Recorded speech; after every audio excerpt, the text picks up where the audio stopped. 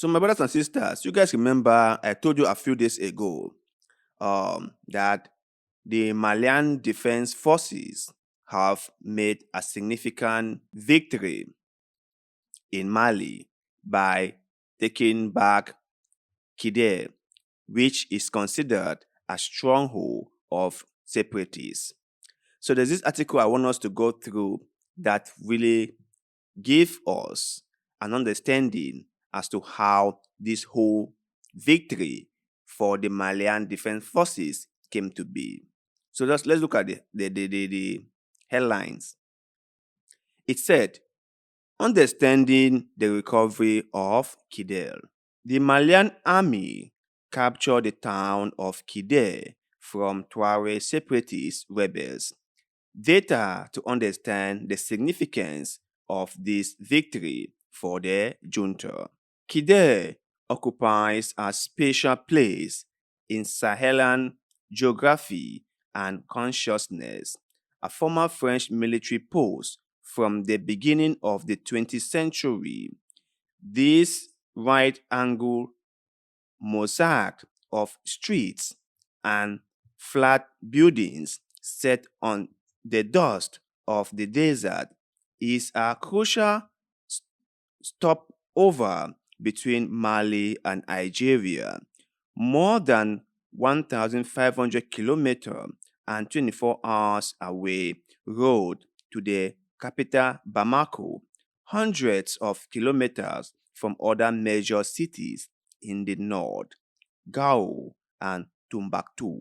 So what they are trying to say here is that Kidal is a very significant city in Mali because it's a historical city and it's the crossroad between Algeria and Bamako. Bamako is the capital of Mali. Kidal, where tens of thousands of people live, and its region are the historic center of the successive independence of insurgencies that Mali has experienced since its independence from France in 1960. The head of the current junta, Colonel Assimi Goïta, served in Kidal in the past. Since 2013, Kidal has been under the control of the Coordination of Azawi Movements, an alliance of predominantly Tuareg armed groups.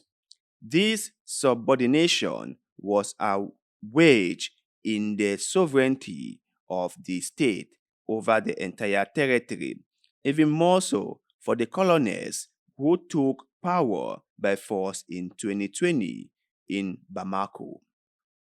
They have made this sovereignty their mantra. The Kidal region was one of the first to fall into the hands of rebels, some separatists, others Salafis, when the insurrection broke out in 2012, the aftermath of which plunged Mali into a turmoil it knows today. Today again, it's then come under the sole control of the Salafists and was taken over by the separatists in 2013 in the wake of the French intervention. Before Tuesday, the Malian army and the state had barely regained a foothold in Kidal since May 2014. Wow.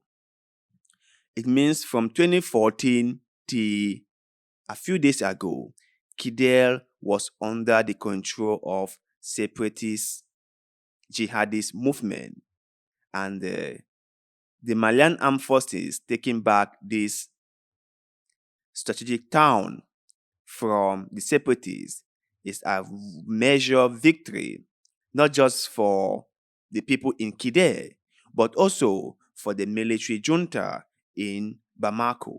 The Malian forces were then driven out when a visit by the at the time.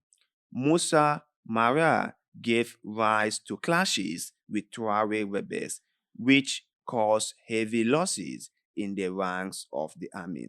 Governor has since exercised a symbolic presence.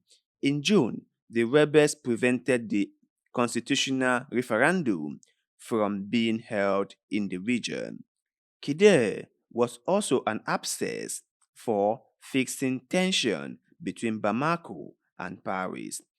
For some, such as Prime Minister Choguel Kokalo Mega, French created an enclave there from where terrorists spread to the rest of the country by allowing only the separatists to take it back in 2013 and by preventing the Malian army from entering it. France refutes this claim. Well, I think this has been one of the most contentious argument between France and Mali.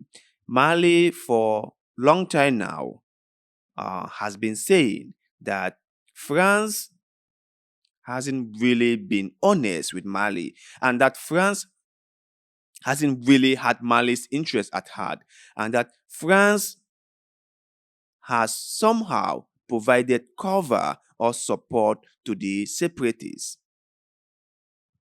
And as an African like myself, that won't come to me as a shock because I understand very well. I don't know about you guys, but I do understand very well that France in Africa was never for Africans. It was never for the Malians, though they came there under the pretext that they were coming to push back jihadist movements in the Sahel. But believe me, my brothers and sisters, it was never ever for the Africans.